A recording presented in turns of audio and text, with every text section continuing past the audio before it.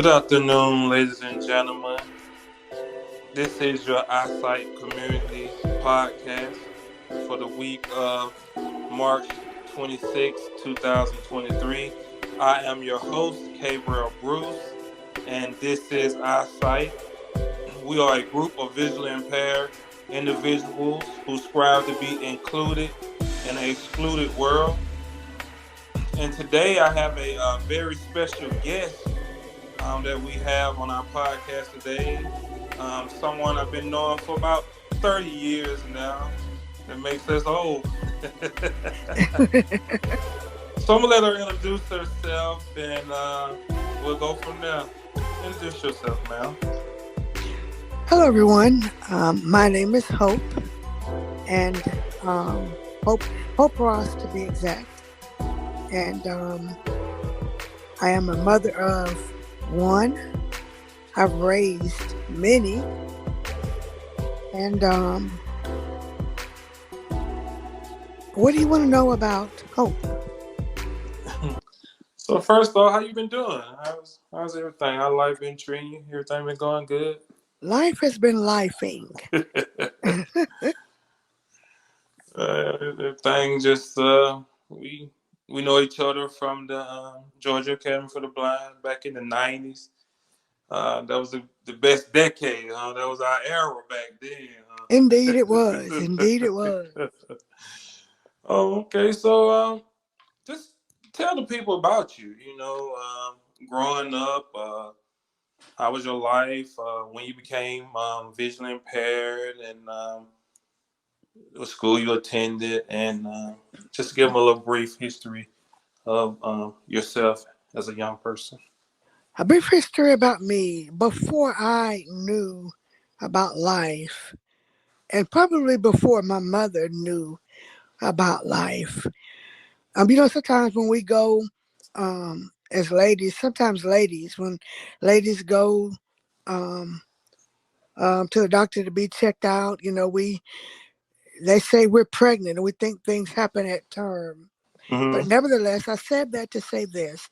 I was born at 6 months, 24 weeks, at 1 pound, 5 ounces in 1978. At that time, things were not as technically inclined as they are now. And due to my being born early, I had to deal with extra oxygen. Back then, our eye condition was called RLF. That's retrolibofibromalacia. In today's terms, I think it's called RUMP, retinopathy of prematurity, which really means that we had too much oxygen and there was not a real good way of gauging the level of oxygen that we received at birth. Mm-hmm. So therefore I was born early and life came in swinging at all times when I was born. My mother and father, I think they swung the hardest bat of all because my mother and father were both educators. Okay. And meaning that my mother taught school, my father taught school. So when I was born, it was already predestined that there was going to be no room for error. Right. And that's why I think that they named, my mama even says it today, that they named me Hope because they hoped no one would pity me, Mm-hmm. feel sad and down about me because I can't do what I need to do with life and learning how to be an adult or learning how to live like a child lives, like playing ball and running and jumping and hopping. Some people, when you're blind, they want you to just sit down and just relax. And I don't guess you're supposed to hop up and jump around You and don't supposed to do nothing, right? no, you're supposed to do nothing. Just sit in the room. Yes. Mm-hmm. Sit in the corner somewhere, be quiet, not be Right. seen. Right. But I think my mom and dad had started the ball rolling early because they were educators and they wouldn't let nothing just settled with Mm-hmm. me and no one else. When you go to my mom's house today, if you're blind, she's gonna introduce you to the house. Right. There's no gonna be no. Well, we'll let you sit down and wait till we know you're gonna learn now. Um, till we learn you the house, but I think that helped me in my growing ups because when I was a teenager and got a little bit older, there was Mama taught me how to fix a sandwich. Uh, Daddy taught me how to get in there and fry yourself some chicken, so you're not gonna be hungry. No, tell me you can't fry no chicken now. Come on, now. Oh, Don't do that. Huh? I Huh? fry chicken. I You cook messing collard around with them greens. wings and legs and thighs, huh? That's Drop right. a couple of breasts, That's huh? right. That's right. Huh? That's right. So you know your way around the stove, Know my way around the stove. huh? All right, now don't let her get you to cooking now. Oh yeah, that's on the way too. But mother and daddy never pitied me for because of what I couldn't do, and Mm-hmm. I think that kind of laid the surface for me later in life. Because later I might didn't get married, but Mm-hmm. um, after doing everything that I could do um, in life and jumping and hopping and getting rewards in school and Mm-hmm. even being the class president of my high school Okay. and my mother sitting down with me and helping me write my speech for my graduation, um, and even growing up as an adult and learning how to do things and do things in life.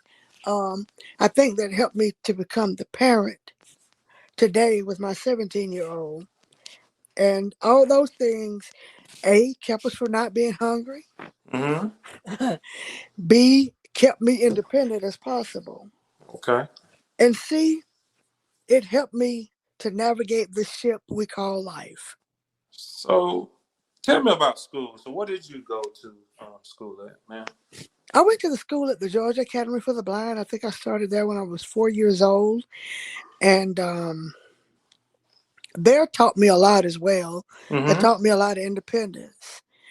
It taught me not only how to read Braille, but how to listen well. Um, I think that going there, and as I got older in school, I did your normal things of life, like I was on the brownies, did the brownies things, sold the Girl Scout cookies when I was in school. So you were one of them little girls out at the store who bothered me when I be going saying about my cookie. Was you one of them? I wasn't one of them, but back then, but we still sold those cookies back then at $2.25 A a. box? Yeah, back then it was They probably about $10 a box, man. five now, but okay, long Oh, way away. okay. So Girl Scouts, and you went to the Georgia Academy where you learned your independence and I made must good admit, learn to swim there. swim. Oh yeah, learn how to Okay. swim there at the Georgia Academy for the Blind. Um, it taught me independence, as I once said. Um, it taught me how to become a lady Okay. and how not to, as my mama said, depend on others, and how to do you. I think that's the big thing is how to do you. With that, with you learned independence, and I did um, some schooling at Central High School at the time. Okay. I was mainstreamed a little bit of the day at the Academy for the Blind as I got Mm-hmm. older, and I think that taught me a lot as well. Going to Central taught me really more how to be independent with sighted people, Okay. and I think that really helped the goal in life in learning to be more and more independent because So. I was not just at the academy as Mhm. well.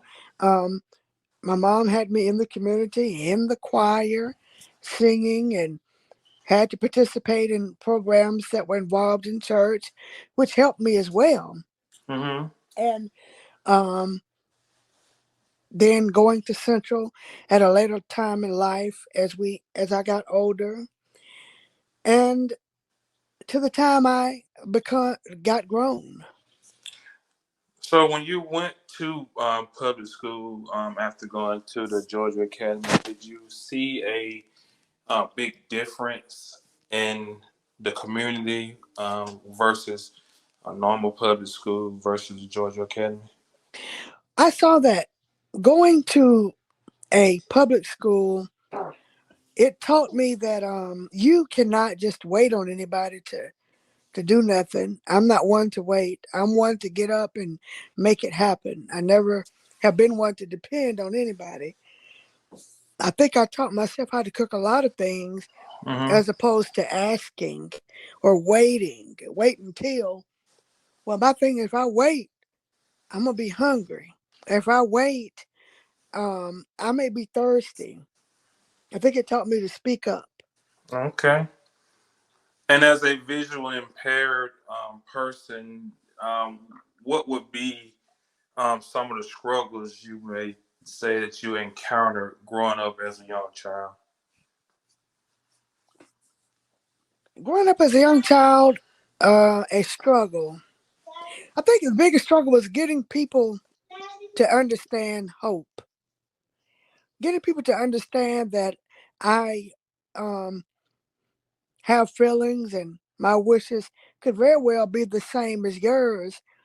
Um, I think my biggest thing was wanting friends in the sighted world, because I had a lot of blind friends and I wanted to make friends in the sighted world. And I think a lot of that had to do with me asking and talking to people and people not being so shy about wanting to know more about me. Because I feel that if they want to know more about, if you want to know more about an individual, then you should ask. And I think no one is different from the other.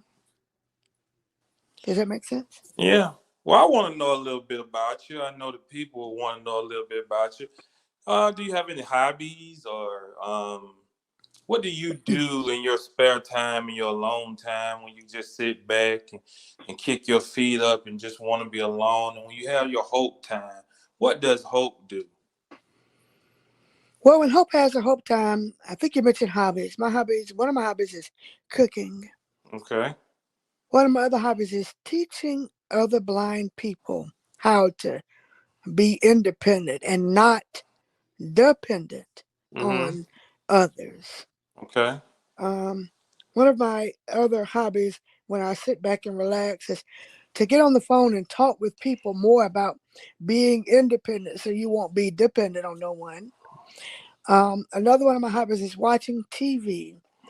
Well, Okay. they say, well, how do you watch TV? Yeah, that'd be a You question we cannot, get all the time. yes, How you you watch cannot TV? see. Yeah. Well, I listen. I think we It's a, listen you're right. It's 32 times wordplay. better than Yeah. other people hadn't even thought to listen. Mm-hmm. Um, Another one of the hobbies I think is for me is learning more about others, whatever that may be. Just learning more about people that I talk to. Um, that's just me. For the people who may not know, describe being a blind female. Now Well, the I can tell you about a blind male, because I'm a blind male, understood, understood. but from a female point of view, describe because a lot of people don't know, they may have a question, but just for the people who may want to know, describe being a blind female. Or Being a some of the blind, ups, the downs, mhm. the experiences, however you want to go in that direction. Being a blind female means that I think you need to know you as Okay. a person, know what you like, know what you want, Mm-hmm. and when you find that niche, don't let nobody deter you away from being you. Um, hmm. You think it's harder for a blind female than a blind male? It is. Because a blind female has to know what matches, Okay. has to know um, when I, they're I have know where on you. the attire that you want to have for their day. And another thing is um, if you're dating a sighted Sighted. male, Okay. um, you got to work twice as harder. You think so? You do. I want to because I don't want him to second guess. Mm-hmm. Because we already have a hard road to hoe, if you will. People don't look at us the same when you're blind. Right. Um, versus you're dating a blind person. You know, a lady and a male dating each other that are blind. Mm-hmm. You gotta, some things may not be of concern or matter. But when you're dating a female, or a male, if a Mm-hmm. if a lady is dating a guy, she kind of got to work a little bit. She kind of got Okay. to work. Ooh, she kind of got to work a little bit harder. Okay. And do you feel that in this day's time that the blind female is getting the respect that she deserves Um, um, overall? Because there was a time that blind females, we could say it, that was overlooked. mhm, mhm, Guys would think twice about dating a blind female, mhm, mhm. or things like that. And so now, do you think that society have came to the point that now it's not just being a blind female, but it's just you are that blind individuals just looked at as females? um, I think that. hmm, I think that when I really think about it, I think that um, I think that ladies.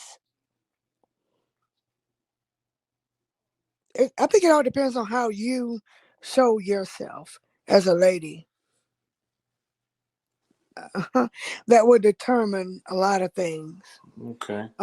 I think that if the lady is independent and the guy sees it, Okay.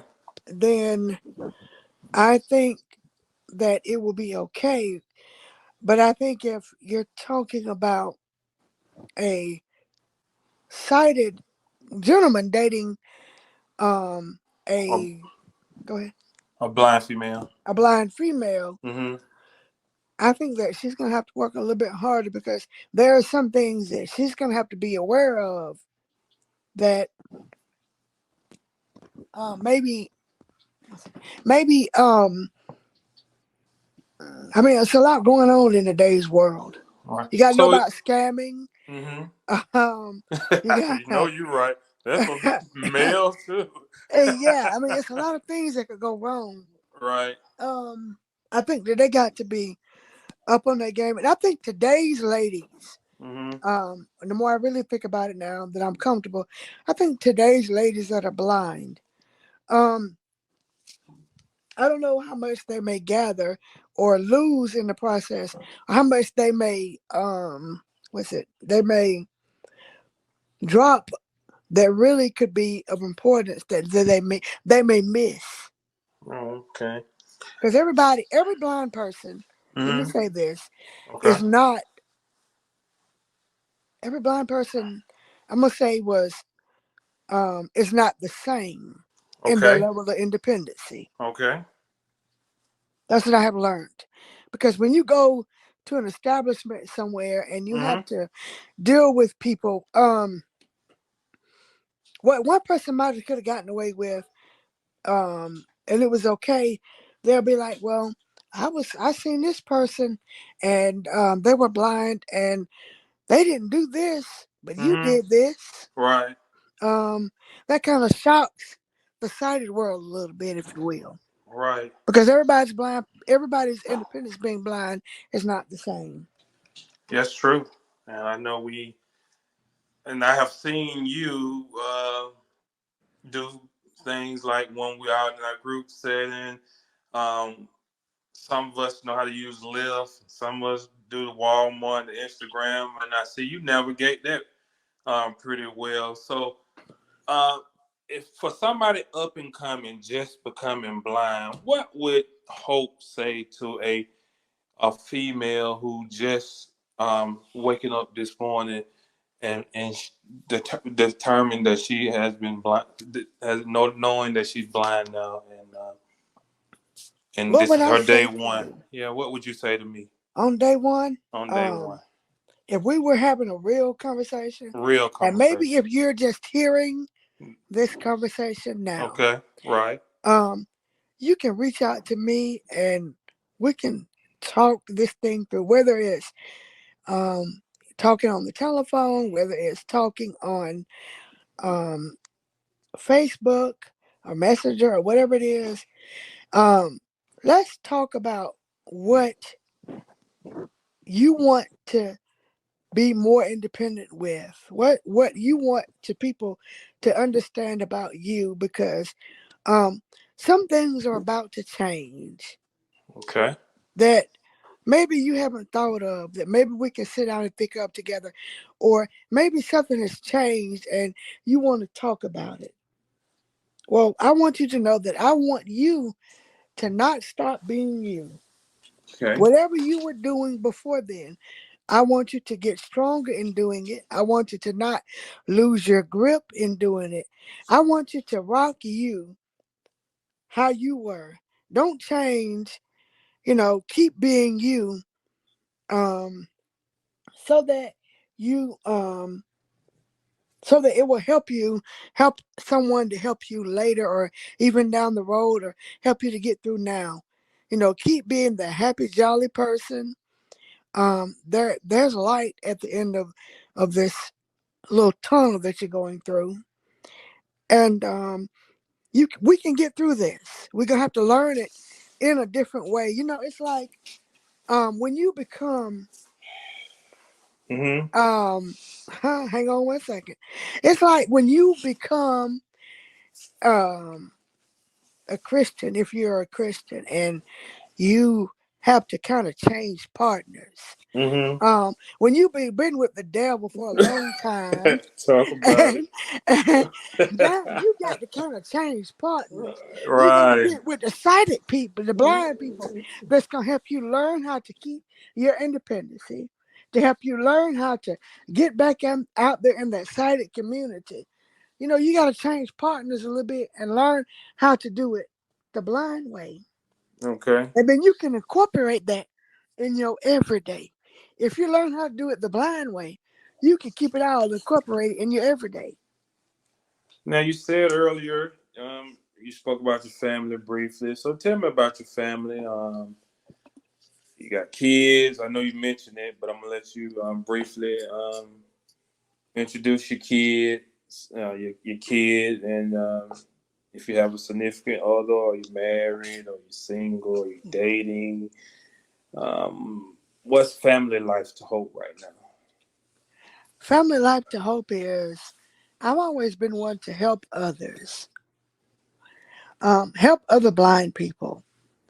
Meaning that after I got grown and I found, at the time I didn't marry, but I Okay. found a gentleman that I liked, I cared a Okay. lot about.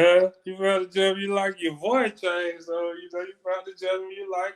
I can hear that smile on your face right Oh, now. oh yes, Uh, oh yes. And I cared a lot about when I was younger, uh, and we had a child together, okay. and we were blind parents. Okay. Um, my son is 17 years old, and I raised a child um with a good friend of mine. As I said, I like to help people. They fell on hard times, and um, I let them came into my home. A lady that was deaf and blind, and well, later she became deaf, but she went to school with me. Well, not with me, but with my son's father, her and her husband, and they were blind. And they lived in the house with me for many years as I was coming up. And um, so I let them came and stayed with me. And with that came another child that I later raised. And she's an adult now. My son will be 18 in a matter of a few months. I raised the two of them together in the same household. Um, they would say that Mama did not play, and I didn't. I wanted them to learn how to live with the blind person and learn how to live with the sighted person. Although, um, they had to go out in the sighted community every day as well as I did. Mm-hmm. Um, employment. Um, I worked for um, Henry County Sheriff's Office for many years, and since have turned that job loose. And I saw that I was best fit staying at home and learning my children as life kind of had its swirls. And that's where I'm at today. Another hobby I like to do is enjoying friends and okay, friends and family. I think that's most important. Okay. Any groups or anything you involved in when it comes to vision impaired ladies that you want to shout out or talk about before we Um, my dearest friend Katrina has a VIP group for ladies, end? Okay. and that's a wonderful group to be in. Whether you're just starting out, whether you're a teen, an early late teen, and you want to gather more independence about Mm-hmm. you. Um, I think that's going to be a great group, and I'd recommend anyone to join that group, and I'm a member of that group. And if anybody who's listening who is an alumni of the Georgia Academy for the Blind, we have a I'm sorry, a GAB. That's I old thought you were school. going to say GBI for GIB, Georgia Industries. Yeah, you're right. We have a a minute. GAB alumni group on Facebook, and you Okay. can join that. And we have a GAB alumni happenings group on Messenger. And please do, by all means, feel free to join that group as well. And also, Cabro has a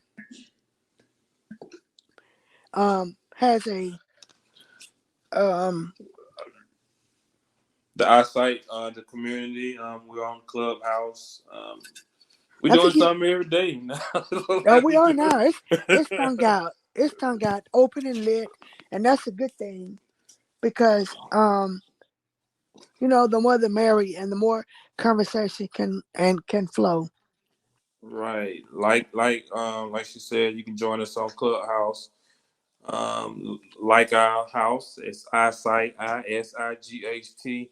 We're on Clubhouse, or you can subscribe and like this channel, ISight, ISight, on YouTube. Everything will be described down in the bottom of the video in the description part.